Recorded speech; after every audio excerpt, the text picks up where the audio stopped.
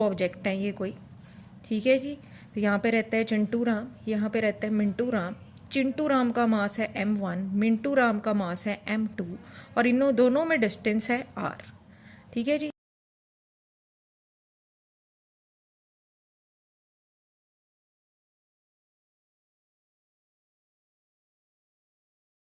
तो यहाँ पे हमारे पास यूनिवर्सल ऑफ ग्रेविटेशन क्या कहती है कि force is directly proportional to product of both masses, ठीक है जी।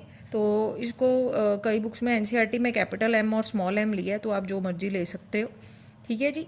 तो इसमें कहता है अब डायरेक्टली प्रोपोर्शनल का क्या मतलब होता है, भी क्या मतलब होता है, ठीक है जी। एक के चपेट पड़ी तो दूसरे को भी दर्द होगा, तो उसी तरह क्या है यहाँ पे डायरेक्टली प्रोपोर्शनल मतलब ये इस पर निर्भर है भाई, ठीक है जी। इसको दर्द हुआ तो इसको भी होगा, अगर मासेस ये प्रोडक्ट इंक्रीज हुआ तो बेटा फोर्स भी इंक्रीज होगी।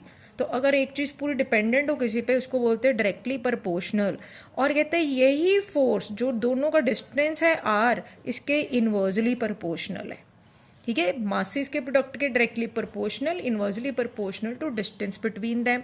तो यहाँ से बेटा हमारे पास क्या बन गया, इन दोनों को जोड़ देंगे अगर प्रोपोर्शनलिटीज़ को, m1 m2 by are square. यहाँ बेटा प्रोपोर्शनलिटी का साइन हटाएंगे तो कांस्टेंट ले सकते हैं g m1 m2 by are square. जब भी प्रोपोर्शनलिटी का साइन हटाना है तो हमें कांस्टेंट लेना पड़ता है, ठीक है। तो यहाँ पे g लिया है कांस्टेंट, जिसको हम बोलते हैं यूनिवर्सल ग्रेविटेशन कांस्टेंट।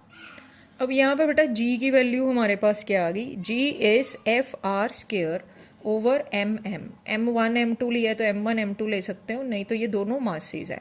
अब इन सब की अगर वैल्यूज़ हम पुट कर दें तो हम g के यूनिट्स निकाल सकते हैं। फोर्स के यूनिट क्या होंगे बेटा, न्यूटन। डिस्टेंस के यूनिट्स क्या होंगे हमारे पास, मीटर। और यहाँ पे हमारे पास mm के यूनिट्स क्या होंगे, किलोग्राम स्क्वायर, ठीक है जी। तो जब इसको ऊपर लेके जाएंगे तो यूनिट्स क्या बन जाएंगे, न्यूटन मीटर पर किलोग्राम स्क्वायर। बेटा मीटर स्क्वायर आएगा क्योंकि डिस्टेंस आर स्क्वायर है, तो न्यूटन मीटर स्क्वायर किलोग्राम पर स्क्वायर, तो यहाँ भी स्क्वायर आएगा। तो यहाँ पे हेनरी कैवेंडिश नाम का एक साइंटिस्ट आया था जिसने जी की वैल्यू निकाली है, कांस्टेंट की वैल्यू निकाली है 6.673 10⁻⁻11। कैसे निकाली उसका कोई लेना देना नहीं है भाई, वैल्यू याद कर लेना। और इसी से पता चला कि हमारे पास जो ग्रेविटेशनल फोर्स है ये इन्वर्स स्क्वायर को ओबे करता है।